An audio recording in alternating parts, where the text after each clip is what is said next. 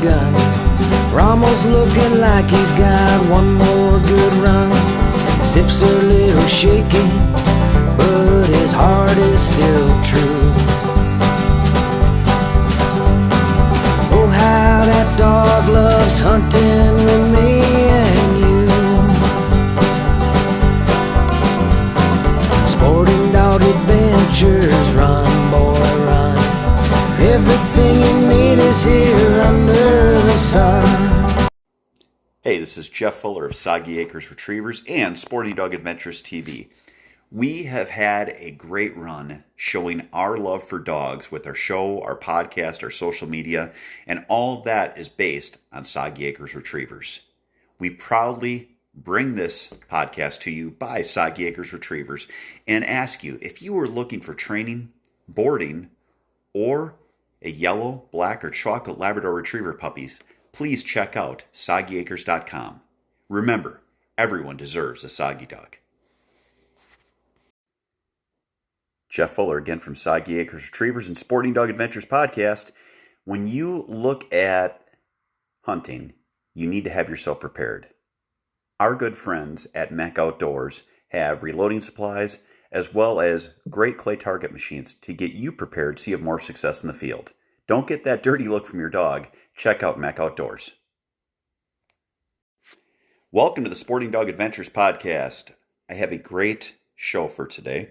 We are going to start out with the main body of our program with More Than a Dog, to talk about the importance of a dog to us, to talk about how it affects our humans, to talk about how it affects our family, the memories made, and how we bond with them.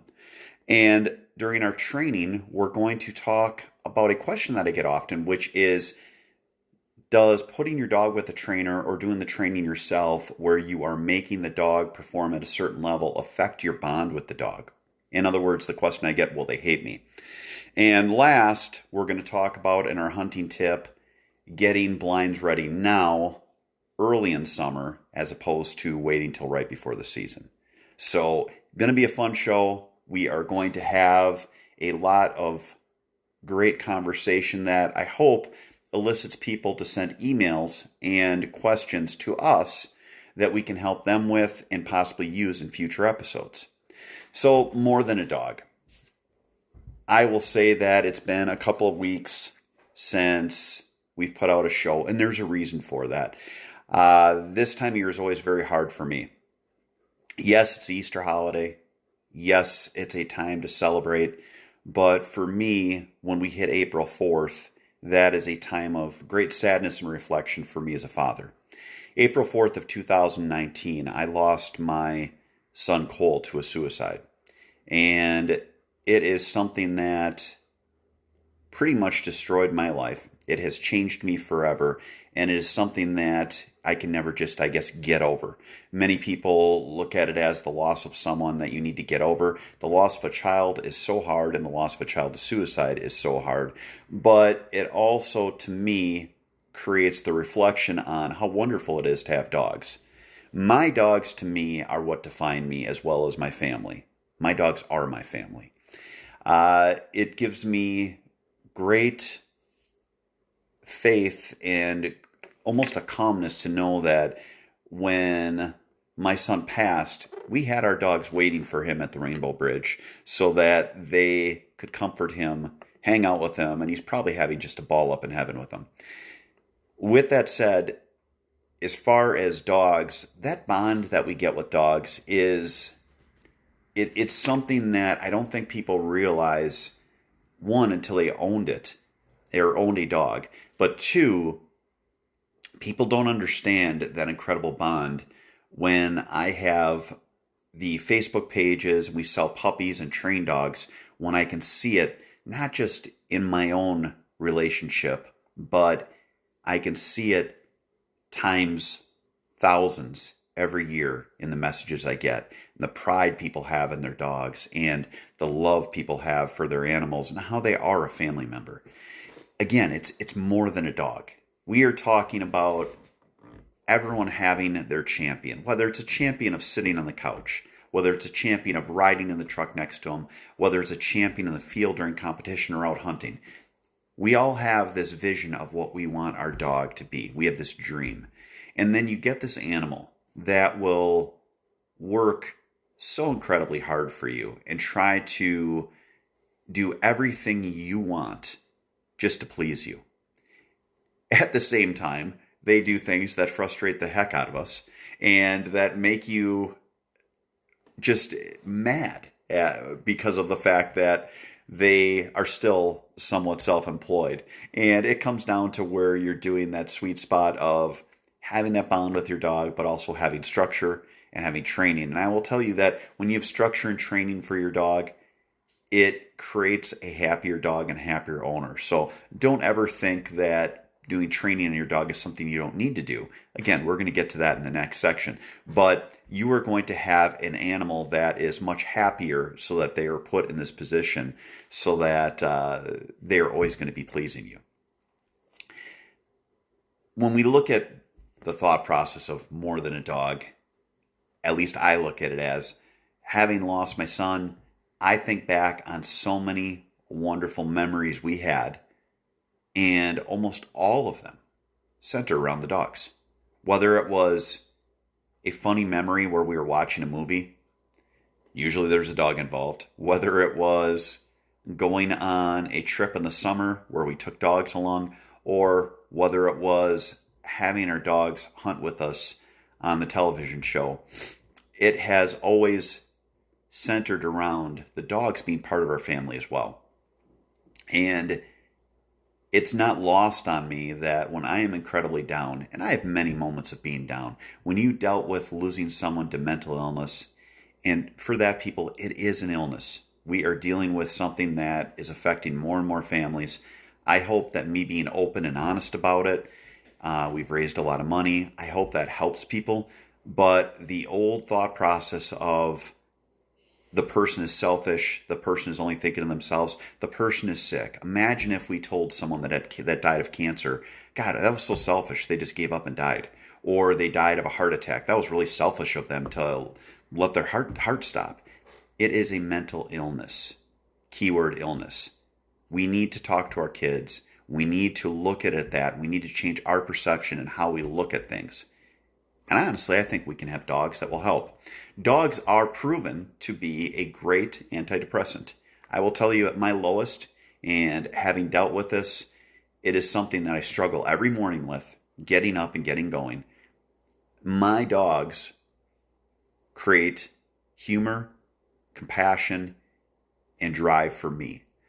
I'm always driving and striving to do better with my dog business because I know the dreams I'm providing people.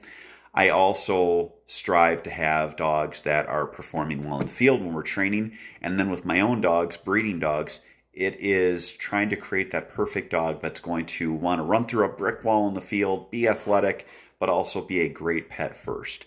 So it is something that every morning when I've got these guys looking up at me, wagging their tails, I've got Memphis who wants to sit on my lap like a human. She actually literally sits on my lap and has no fear. She knows I won't drop her. Sits there, totally relaxed, has me pet her. And then Scarlett will come up and start biting my arm because she wants me to pet her. Not biting me where she's going to draw blood, but mouthing my arm.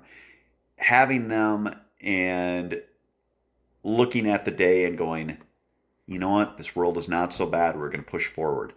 If you're ever really down, I lay with my dogs on the ground. They will sense that you're sad. They'll help make you happy. And they actually make me laugh. They bring me up on so many levels. So the studies you see about dogs being a great antidepressant, absolutely they are. Labrador Retrievers is what I breed. That to me is the best breed. I know I'm going to get some hate for that or some disagreement for that, rather different put. But what a wonderful breed, and a dog that is just bonded to the owner, bonded to the family, and their whole job is to make us happy. Their whole job is to please us. Yes, I know they go self-employed at times and frustrate us, but you're talking about an animal that every day when they see their owner, they're excited and it's the best day for them. It's something also as I've lost almost all of my original dogs. We've got our last dog, Rommel. Rommel from the TV show Sporting Dog Adventures. He was a star, traveled all over North America, hunted everywhere. It's funny because I meet many people that have dogs named Rommel. And I think part of it is that we had the show, and part of it is that people thought it was a cool name, which is a great tribute to him. He is the reason many people got into dogs. I've gotten, I don't know how many emails that Rommel and Pickett are dogs that they wanted to model their own dogs after. They wanted to have dogs in the field because they thought it was so neat watching them. Well, Pickett just passed away a couple of weeks ago, and Rommel can barely even walk anymore. He's not long for this world. We are keeping him comfortable. He's on lots of medications. We call him Big Pharma because of all the drugs he's on. Probably more pills than kibble. But to see that bond that a dog has with an owner, my oldest son Clayton has moved out. Clayton was over the other day, and Rommel, again, can barely walk. He's incredibly arthritic. He's in a lot of pain. He saw Clayton. His whole demeanor lit up, and he turned, almost fell down because he turned too fast, and wanted to go over just to nuzzle on him, just to get him, just to be pet. You watch those moments and you realize how incredibly dear our dogs are to us, how incredibly dear we are to the dogs. And you can see that bond that we have with dogs that, again, makes them more than a dog. So, not the usual topic for our podcast, but again, one that's incredibly important. Realize how important dogs are to us. Realize that they deserve a great life, that we need to do everything we can to keep them happy, that their whole world is making us happy. Also, again, please, for me as a father that's lost my child, talk to your kids. Ask them how they're doing. Have them put the phone down. Have a conversation with them and make sure they're doing okay. These are times that I can't even imagine being a kid, and with social media, as vitriol and awful that it is at times, I cannot imagine being a young person. Now we've got a lot of our young people that can't go out and can't even be kids. Talk to your kids. Make sure they're doing okay. So I'm off my soapbox. Next, we are going to talk about, does your dog change at all when you go to training? I always get the question of, will my dog hate me if I drop him off for training? So we're going to talk about that and hit that topic coming up next after this. Hey, this is Jeff Fuller from Sporting Dog Adventures Podcast. I want you to know that we buy all of our trucks at Boucher Automotive. We go to Janesville. They've got a great selection, great staff. If you're looking for a new truck or car, check out our friends at Boucher Automotive in Janesville. Welcome back to Sporting Dog Adventures Podcast. Today we are going to talk about training, and in specific, how your dog responds to training during our training segment. I will often get the question asked to me when someone is dropping a dog off or someone's looking at prospectively training their dog themselves. Will my dog hate me for putting pressure on him? And the short answer is no. Once you give a dog structure, you as a owner and as a handler in the field and a companion with their dog will be incredibly more happy than when a dog does not have structure, because the dog is going to be doing things mischievous, go self-employed, which is my favorite term that I use, but they're going to be causing headaches for you that get you upset. So you are going to put yourself in a position that you basically are giving them structure and creating a better bond with your dog. When people drop dogs off for training, I will get the question of, is the dog going to hate me? Will they remember me? And the answer is no. They're labs. They understand who their owner is. We're working with them on a different level. We're working with them and then working with you to make you a better handler.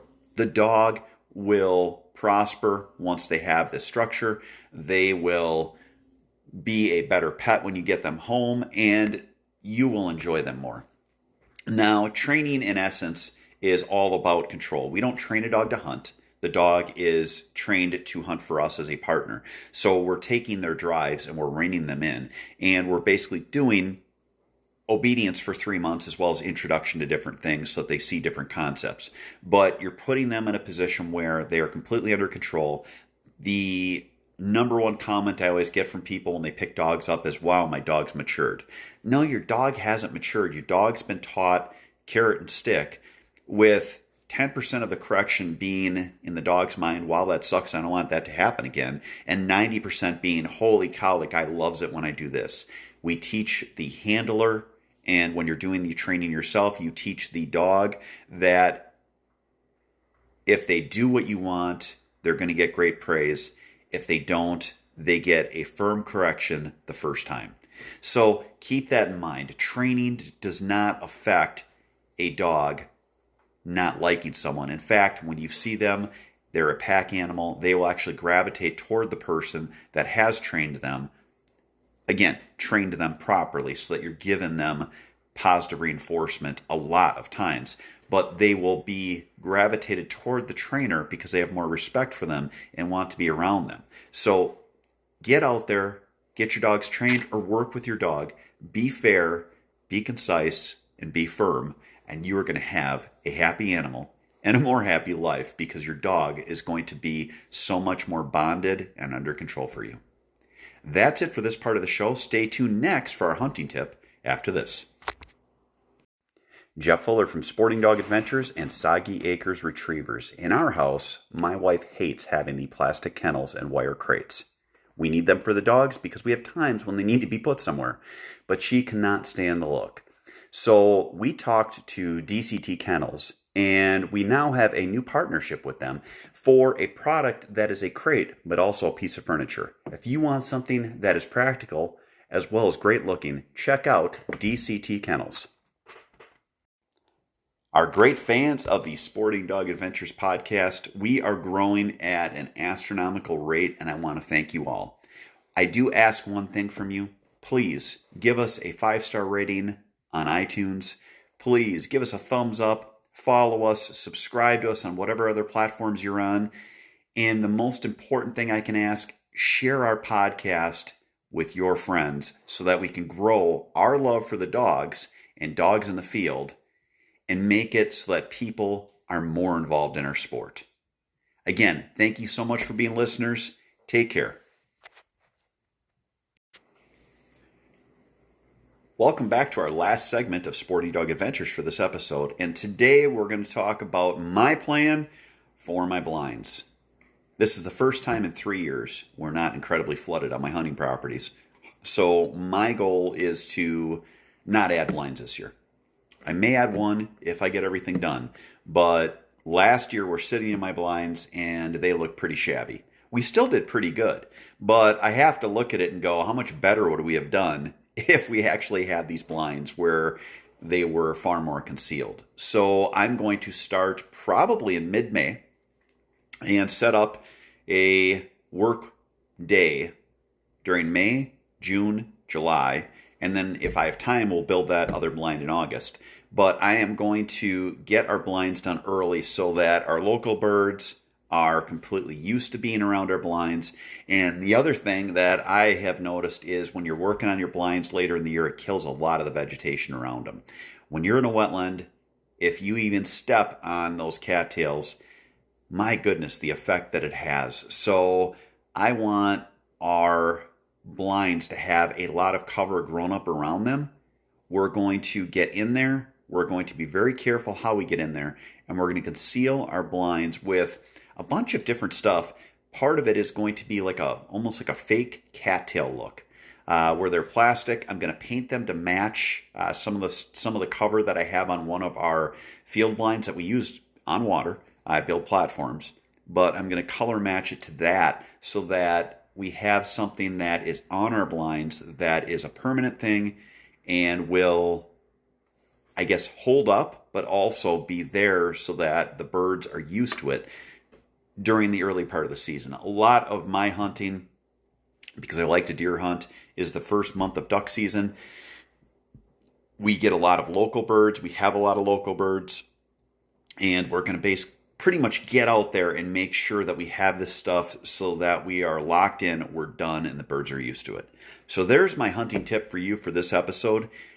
I want to thank you all for listening to our show, and please check out our Facebook page, check out our website, soggyacres.com, and also give us feedback, sportingdogtv@gmail.com.